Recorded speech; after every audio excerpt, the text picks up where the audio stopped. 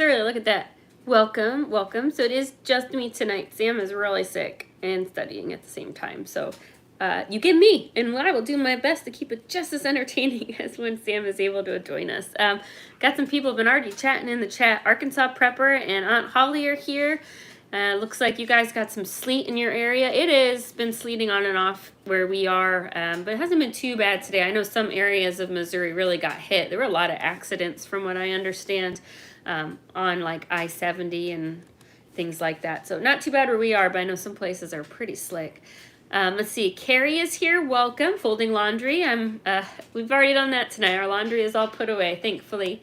The big girls, well, not the big girls, let's see. In the evenings, all the girls have chores, and it's Micah and JJ's chore to fold the laundry from the day. That is the only way that we stay on top of the laundry. I wash all day, and then in the evenings, JJ and Micah are responsible for separating it into piles, and then everyone has to put their pile away. And then by the end of the day, the laundry baskets are all empty again, and we start over the next day, right?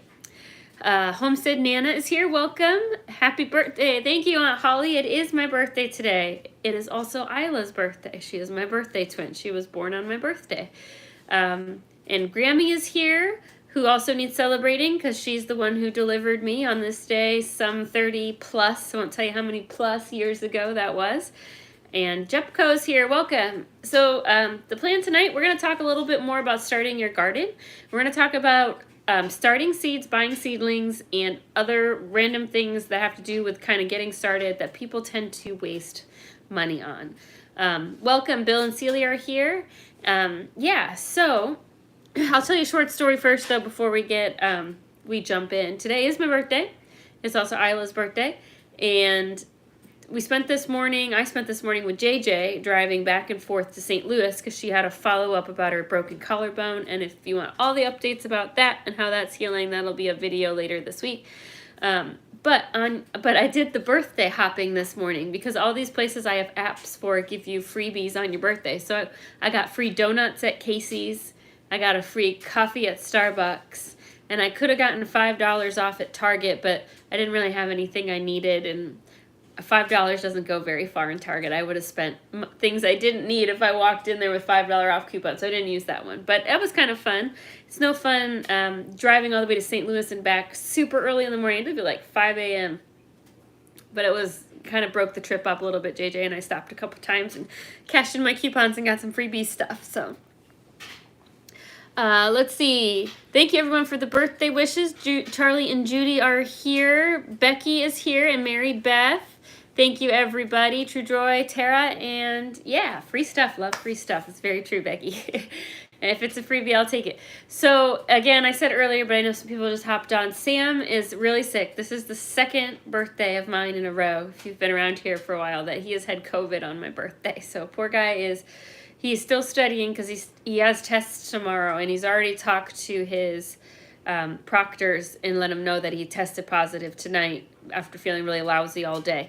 But they still want him to come in and take his test, so he has to go to school tomorrow to take the exams that he's supposed to take, but he has to do it like basically locked in a room by himself. He can't go in the main classroom, but luckily it's not going to penalize him, and hopefully tomorrow he'll feel a little bit better. You would hope. He's already had it before, right? And the girls and I were all sick a little over a week ago, and I'm not going to say it was a cakewalk. I mean, I had a fever on and off, but got over it pretty fast, and it was not awful. It was kind of like a really nasty cold is basically what it was. I still haven't gotten my voice back, though. I'm sorry I sound like this. I think it's just because I never get to rest my voice with all the kids. I just can't quite get over it. But he's not able to join us tonight because he's resting / kind of cramming for his test tomorrow because he spent most of the day sleeping, at least the afternoon sleeping, because he really just felt lousy. So now he's trying to get caught up. So, but anyway, I want to talk about, it's probably going to be a shorter than usual one because it's just me and I can only have so much to say. Welcome, Lois and Allison, but we're going to talk about starting some seeds inside. So last time, if you were here at the live stream, we talked about basically the number of different ways that people garden, and we talked about the pros and the cons of a lot of different types of gardening. So if you missed that, you can go back to last week's live stream. We talked about the costs involved, the labor involved, kind of the outcomes you would expect from all different kinds of gardening, like container gardening to raised bed to traditional row gardening to gardening inside your house in pots. We went through all of those things and tried to break them down really simply to help other people make choices if they wanted to try something new this year or this is their first time gardening.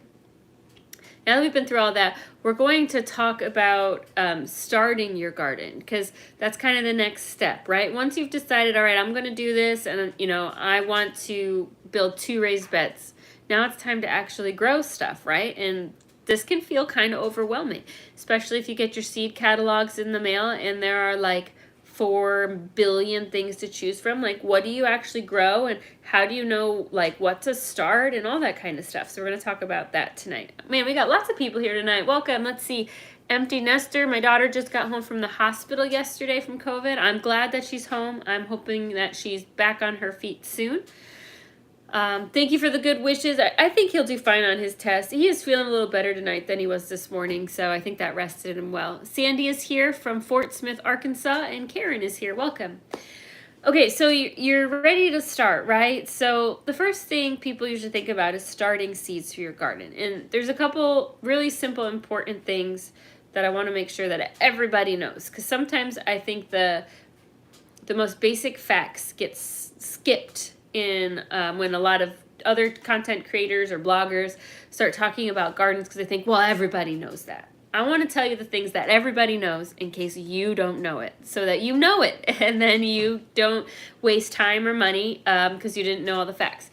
The first thing is, let's talk about where you get your seeds. Can you use seeds from produce at the grocery store?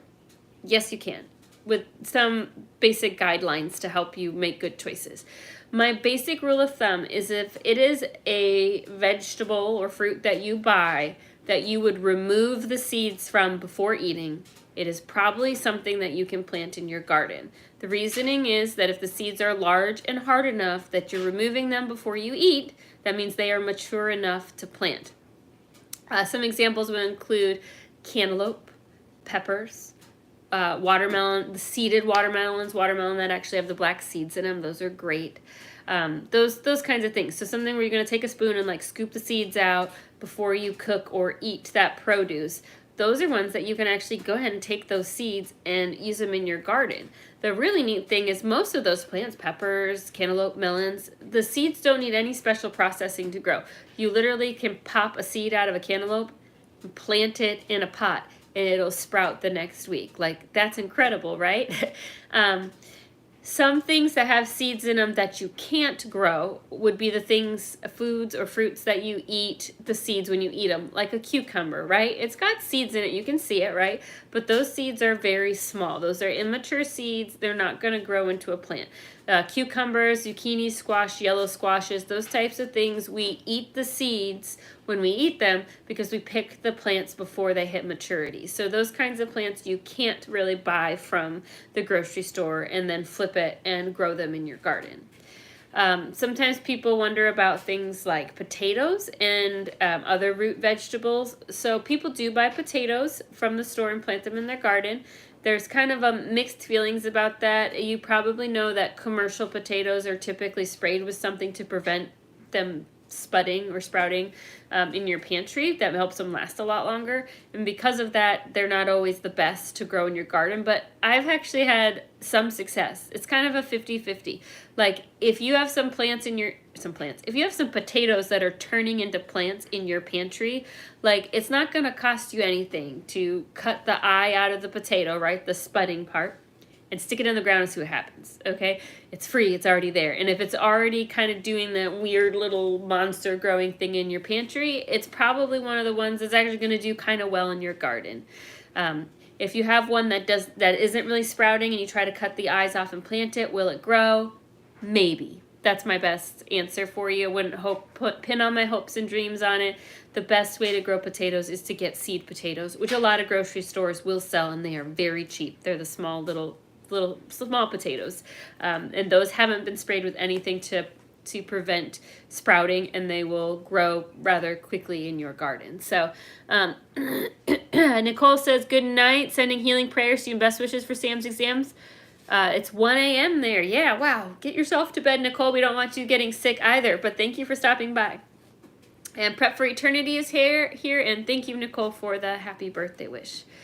So when you're selecting seeds, if money is really tight and you're already buying things that you know you like to eat, like a cantaloupe or like some green bell peppers, or like a butternut or an acorn squash, a hard squash, not like a zucchini squash they said before, but like a hard squash, those are all going to have seeds in them that you can turn around and just plant in your garden. So you don't have to spend a penny on seeds from some of those plants because you're already buying it to eat and probably are scraping the seeds out and throwing them away. You can turn that around and turn those into plants in your garden.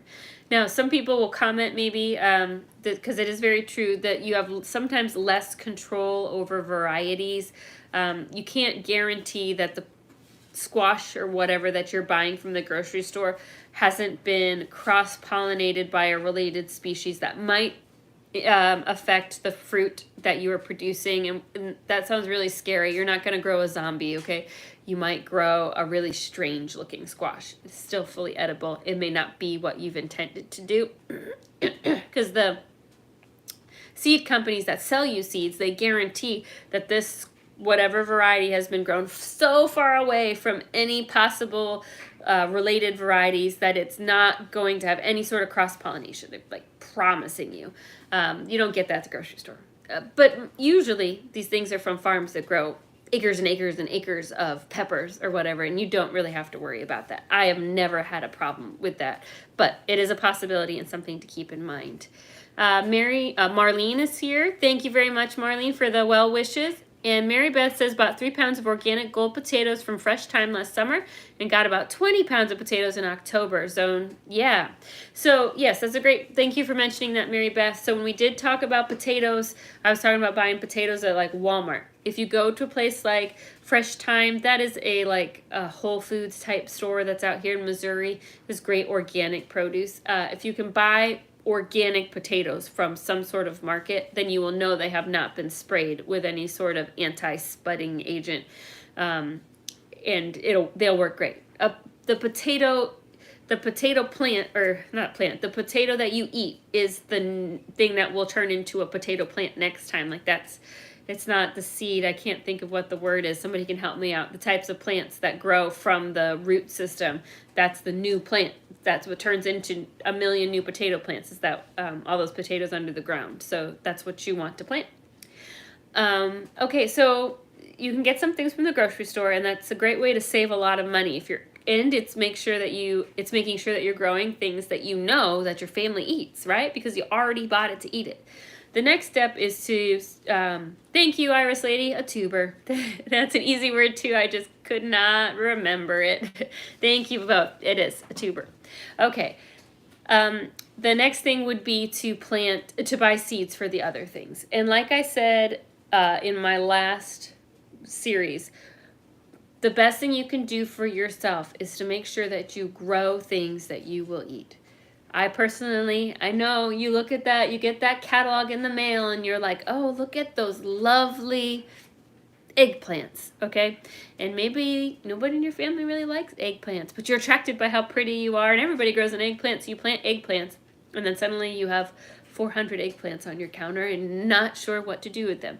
Don't grow things that you know your family doesn't eat, or don't grow a lot of things that you don't have a good way to preserve.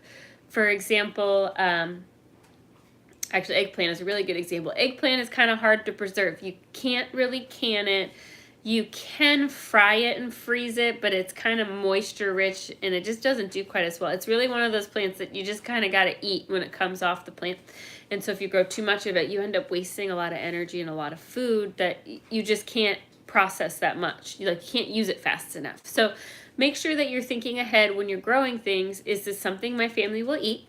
Is this something that's going to be grown in a quantity that they'll either eat fresh, or if the answer to that is no, is it something that I can save, that I can somehow put up? Is this something that freezes well? Or do I like canning and this is something that cans well? Or is this something that can be made into something that freezes well? For example, this year I grew, gosh, probably 40 to 50 spaghetti squashes. Spaghetti squash cannot be canned. I say cannot. Some people will do it. They're not supposed to be canned, okay? But if you harden off a spaghetti squash, which means you let the plant get a little bit larger than optimal size, the squash, and then you take it off the vine and very careful not to damage it. I still have 10 spaghetti squash sitting on the counter over here just looking at me. Fresh as the day I picked them, and I can use them all winter. So even though I grew an obscene amount of spaghetti squash, they're not going to waste. We are going to eat those. Spaghetti squash, I also took about 20 of them, probably made a video a while ago where I roasted them and I made them into side dishes with butter and garlic. I also made some like spaghetti squash meals with sausage and red tomato sauce and just froze them all. And we've been eating those as freezer meals through the year. Through the year. And so just having a plan is really important, so that you're not overwhelmed with produce that you don't know how to handle, because all the time and energy you're putting into garden, like that's time and energy away from other things that you enjoy, away from your family, and you need to make sure you're putting it into worthwhile things. See, Arkansas Prepper says, I'm going to raise peanuts again this year. I have a video on growing peanuts. Peanuts is on my bucket list, Arkansas Prepper. It's not going to happen this year, but it is on my bucket list. Are peanuts something I could grow like in a feed bag? Like I've grown potatoes in feed bags before. Would they do well? We struggle a little bit with things that grow underground because our soil is so clayey and rocky. They just don't do well. So maybe peanuts in a feed bag next year. What do you think? Mary Beth says, definitely don't grow what you won't eat regardless of how beautiful it is. Yes, I have wasted so much time in the past growing things just because they were pretty, or because I've convinced myself, well, if I grow it, we'll eat it. Like, I cannot tell you how many years I have grown radishes. I'll eat a radish. Like, I don't hate them, but I don't really like them that much. And I realize it's one of the easiest things. Seed in the ground, 30 days later, you have a radish you can pick. It's one of the easiest things to grow. But every year they would just languish in my garden bed or in the pots because I would pick like 2 for a salad. And the kids would kind of complain because they're kind of spicy. And Sam, he's not really a big fan of them either. And so, yeah, I grew them, but it was just a waste of space in my garden because I would eat like 3 of them and then the rest of them would just rot away in the ground. So don't grow things you're not going to eat. Let's see, Diane is here. Happy birthday. Thank you, Diane. I appreciate that. Okay, so Herb Earth Garden says, haha, I did the same thing. I grew 3 different types and we didn't like them either. Yeah, you are an adult now. It is okay to say, I don't like that vegetable, and therefore I will not eat it, okay? My 3-year-old, she has to eat her vegetables because if I never made her eat them, she would never eat a vegetable. But once you're an adult, if you don't like it, you will find a way to get good nutrition into your diet with things you enjoy. Life is too short to force yourself to eat things that you just absolutely don't enjoy. Prep for Eternity said, we had fun growing Chinese noodle beans, but didn't like them and really just wasted space in the freezer. Yeah, so sometimes when you try new things, I always try a new thing every year, and sometimes I don't like them. And so I've learned to definitely dedicate a small area to new things, knowing that if I really like this, next year I'll grow 5 times as much. Holly says, I roast radishes just like potatoes. Yes, some people do that. I've tried it, and it was fine. But you know what I thought? I thought, I'm a little disappointed it's not actually a potato. And so, but that is a great way to use radishes, especially if you have, some sort of medical condition where you really have to watch your starches. It's a great trade to still get a potatoey-ish texture and flavor without actually eating the white potatoes. Mary Beth said, try roasting your radishes. Diane said, you all are saying roast them. Yes, we have tried that. The girls still didn't really like them, but sometimes with kids, it's because they know what it is. They know it's a radish. I don't like radishes. And so even if they like it after trying it, they're never going to admit that they did. So, but yes, if you want to try something new, guys, roasting radishes is something a lot of people do, just like you would roast a potato. And it does take away some of that heat. I don't even say that. Radishes aren't even spicy, I feel like. It's kind of hard. You know what I mean? They bite. Kind of takes away some of that. All right, but seeds. So let's talk about growing seeds. So I have found in general, when you buy seeds, that the more expensive seeds, like the Baker Creek seeds, the really, odd variety seeds or like heritage seeds, things that are much more expensive, that they will give you beautiful plants, but that they are harder to grow. And the reason for that really comes down to that heritage type seeds have not been cross-pollinated and selected, sometimes even genetically modified, for ease of growth, if that makes sense. So there's a lot of negative feelings in the homestead community about anything that is possibly non-organic or that is GMO. I would suggest, though, especially if you're brand new to gardening, is to remember that sometimes those non-organic options or even things that are GMO have been made to be very simple to grow, and sometimes that can be a great stepping stool, step ladder into the gardening arena. It is very discouraging to try something brand new and to just fail horribly, okay, right? You wouldn't like it if you tried to grow a garden and like hardly anything grew. I think burpees are all non-GMO, but they are not guaranteed organic. But those kind of larger name companies are what you would even just buy at like the Dollar Tree, the 4 for $1 packs. They are not going to be cream of the crop, organic type seeds, but they are going to grow whatever you do to them because they have been carefully selected and kind of bred for that very forgiving of soil, of watering. They're gonna grow in all conditions, and sometimes that is honestly what is best to get started in, because you're going to learn techniques for each different kinds of plants to make them better.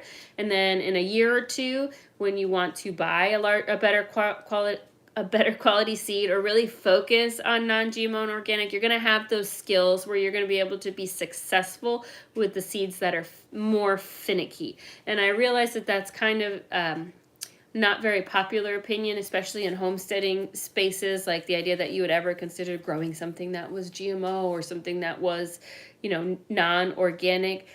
But yeah, like Tara says, idiot-proof. They are idiot-proof plants, and that's not meant to be a mean thing or a bad thing. But we all have to start somewhere where we learn just about how to grow things, and to learn even if you know about growing things, learning about your soil or your new type of gardening. You don't need to throw extra variables in there with seeds that are going to be really finicky and more difficult to grow because they are a heritage.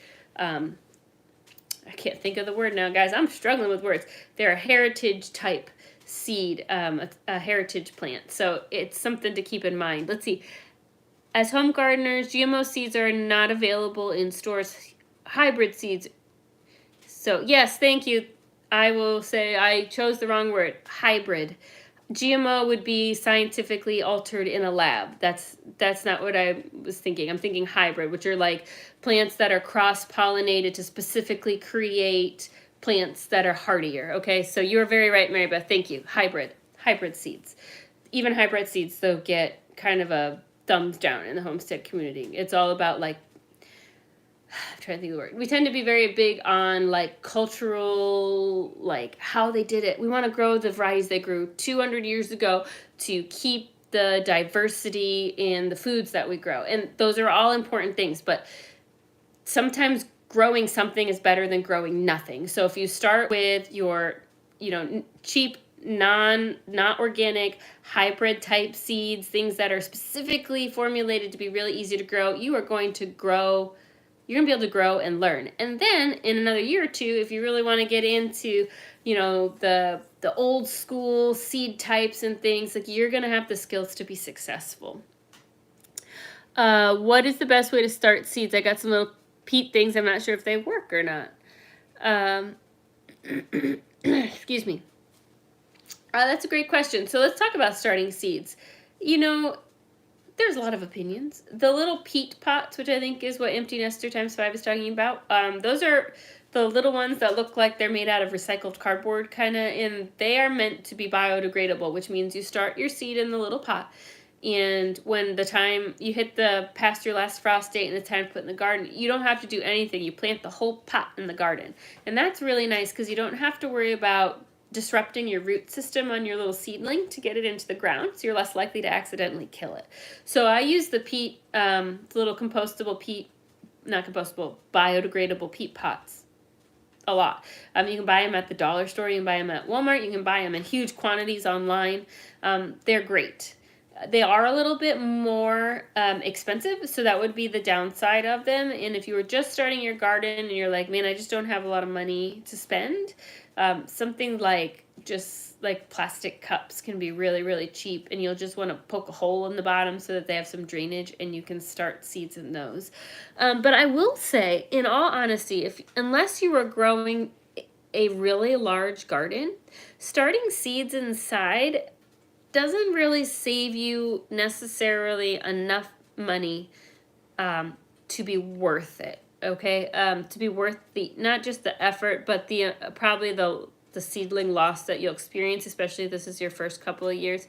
Some seed varieties, some plant varieties are very particular about what will let them start. For example, prime example will be pepper plants. Peppers will not germinate until it is humid enough and hot enough. And so I noticed when I was first started gardening several years in a row, I would start tomatoes, peppers, and squashes.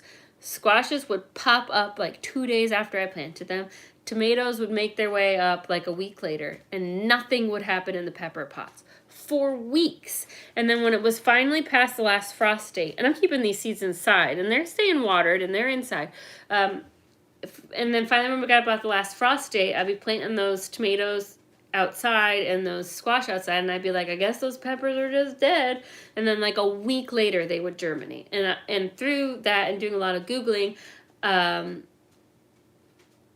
I realized that it had to do with the heat and the humidity. Pepper seeds need it hot and they need it humid. And so if you don't have grow lights, it's very difficult to get pepper seeds what they want to germinate early. And so for something like that, it just makes more sense to not waste all your time babying plants that aren't going to want to grow yet, and just to go out and buy 4 or 5 pepper plants to put in your garden when it's time. Now, if you want to grow like 100, that's different. Then it might be worth your while to invest in some grow lights and get started inside. But it's important to know your plants and what they need. Yeah, I am not on my game tonight, guys. Heirloom seeds, not heritage. Heritage is livestock, right? Heirloom seeds are the like old school, have not been crossbred, and they've tried to keep the variety separate. And hybrid, not GMO. Thank you, guys. I'm on the struggle bus today. Let's see. Yeah, Tara, that explains my peppers last year. Yeah, and so when it comes to starting things inside, the only things that I am actually going to start inside this year are my squash plants. I just found that they're the ones that aren't real particular about how humid or how warm and sunny it is inside. I don't have good sunlight inside, and that the rest of it, like even the tomatoes and especially the peppers, like our growing conditions in this house where it's darker inside, where we have the wood heat, so it's very dry, it's just not good for starting seeds inside, and I'm okay with that. And so this year we are going to buy our seedling starts when it's time to plant, because it's just not, for me, it's not worth the time and the effort trying to keep all those plants alive in the less than ideal conditions that are inside your house. And some of that you will learn by trying and failing yourself. But do not feel like you have to start seeds inside. Like you don't have to. It is totally okay, especially with a smaller garden, to just go buy what you need pre-started. You're going to get a pretty strong, healthy plant because they've been started in either greenhouses or under grow lights. So they've had a really good start in life. So you do have less control over the varieties, right? You know, you go to Walmart, there might only be 3 or 4 types of tomatoes to choose from. But if you're close to an Amish community or some sort of fresh market, you might find that they have a lot more varieties, even specialty local varieties to choose from that have already been started for you, and they really aren't that expensive. So Mary Beth says a $10 heat mat will solve the pepper germination issue. So there's something to consider, guys. So Arkansas pepper says I use covered seed trays with water bath tray reusable each year. Yeah, so there's a couple investments that aren't too expensive that you can make if you do want to grow a large quantity yourself, so that you don't have to spend the money on seedlings. Becky says I do a little bit of everything. I use Jiffy pellet things and then transfer to solo cups. Some things I hand sew and some things I buy starts in the store. Don't overthink it. Stick it in the ground and go with it. Yeah, that's kind of my motto too. don't get yourself all worked up about it has to be done a certain way. I'm going to do it. Just go with the flow. It'll be okay. If you want to try starting things inside, go for it. And like I said, pepper plants are a little bit harder. There's some suggestions for you. Tomato plants are not super hard, but to get them big and healthy, they do need a little bit warmth. They need a lot of sunlight. So you need to make sure that you're either taking them outside during the day or you have a very sunny window. Oh, and you also need to make sure, this is for Tara and me, if you have little people, like an 18-month-old, seed trays are just the devil's playground, okay? I have lost so many plants to little people from trying to grow them inside. So sometimes life circumstances just make it too challenging to be worth the stress. It is okay to go buy starts if that's what's easiest for you. Holly says I always buy my starter plants from the Mennonite store. Yeah, Amish and Mennonite stores tend to have great prices too and great selection. Mary Beth says, wait till you see the prices on starter plants this year. We'll see.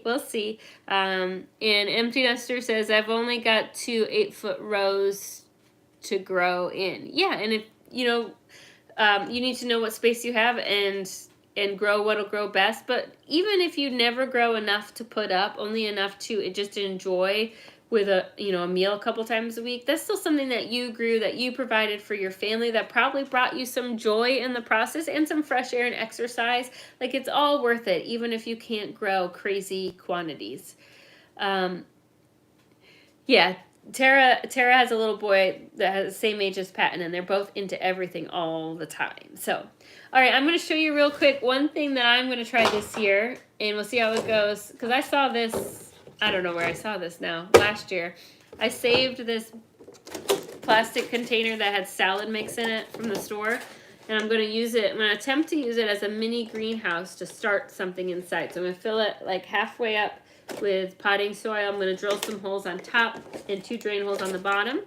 But I don't know, you guys tell me. I haven't decided what I actually want to start in here, but you could grow like a spinach plant in here. I mean, it's deep enough, but I can already grow spinach in the greenhouse, so I don't really want to use this for that. I thought about maybe starting some tomato plants in here, because with the drainage holes and the breathing holes on top, I could put it outside during the day where it's out of reach of little people, and the plastic surround should keep it warm enough that even if it's a cold day with the sunlight on it, the plants will still thrive. So there'll be a video coming up on whatever we decide to do with this, and I'll kind of make it start at the beginning and take you all the way through to when things sprout, so you see how it goes. But I was going to attempt to use these basically to make a tiny greenhouse to start something for the garden and just see how it goes. And, if it fails, that's okay. You guys can watch it fail, and then not to try it yourself. Typically, when we do start seeds, I just use the peat cups that somebody mentioned earlier. I forgot who it was, maybe Empty Nester. Those are my favorite, but like I said before, they are a little bit more expensive, but I love that they are biodegradable, so I'm not creating any extra plastic trash for the world. So, excuse me. Prep Fraternity says, sounds like a good experiment. Thank you. It's always fun to try things.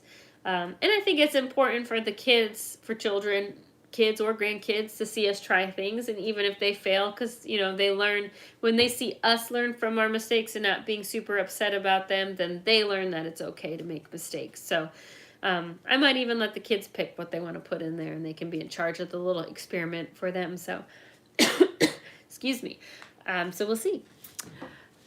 So that's all. Those were the things I wanted to chat about tonight. Yeah, science experiment, homeschool project. There's always homeschool projects around here. So I just want to talk about seed starting. I just want you guys to be encouraged to grow stuff. Don't feel like a failure if something dies. Every year we have something not make it. It's okay if you don't want to start seeds inside. It's okay if you want to start seeds inside. It's gardening is something that's really variable from person to person. Don't feel like you have to do it just like everybody else to get enjoyment out of it or do it right. It's so versatile. You can really hone things into what works best for you so that you are enjoying what you're doing, because there's nothing worse than having a large project like a garden and hate doing it because it's not set up in a way that's easy for you to follow through with. because then you're not going to go out there and follow through with it, right? We all know it gets to be July and you're like, why did I do this? And then you don't weed it. So you want to learn from your failures and set things up in a way that's going to be possible for you to enjoy being out there and working in your garden. Let's see. Bill says, I used to grow peppers and cherry tomatoes in tiny cat containers on my patio. Yeah, peppers will do well in a pot, and the smaller tomato plants will do well in a pot too. So that's a great reuse of some plastic there, Bill, reusing the tiny cat containers. Mary Beth says, we learn through failure every year. That's right. Every year we learn something new, and we can do better the next year. And Becky says, I'll kill something every year. Oh, well, I'll buy it at Sam's Club and can it. Yeah, and if you, this is why I can, because some years you put your best effort in there and Mother Nature just nails you with some weather and something doesn't grow. Like one year I worked so hard I planted like 5 rows of carrots twice. And both times after I had planted, we just had massive rain and it just like washed out my garden. And I got like 10 carrots out of those 5 rows that I grew because they had all gotten washed all over the garden from the heavy, heavy rains. And so you just wait for carrots to be on really good sale, and then you buy them and you still put them up, even if you didn't grow them, and there's no shame in that. Rachel says, canning has saved us so many times. Yeah, if you don't know how to can, I really encourage you to learn. It's not as scary as it seems. It does not matter if you never grow a thing in your garden. Canning is still incredibly valuable and can save you so much money.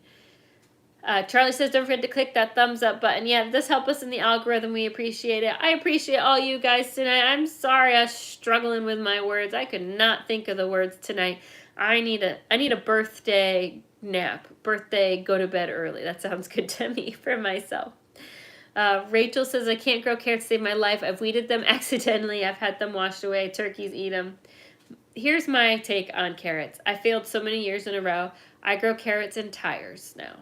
I take an old tire, I fill it with potting soil and compost, plant the carrots in there. I don't thin them. I don't do anything. My carrot planting technique is this.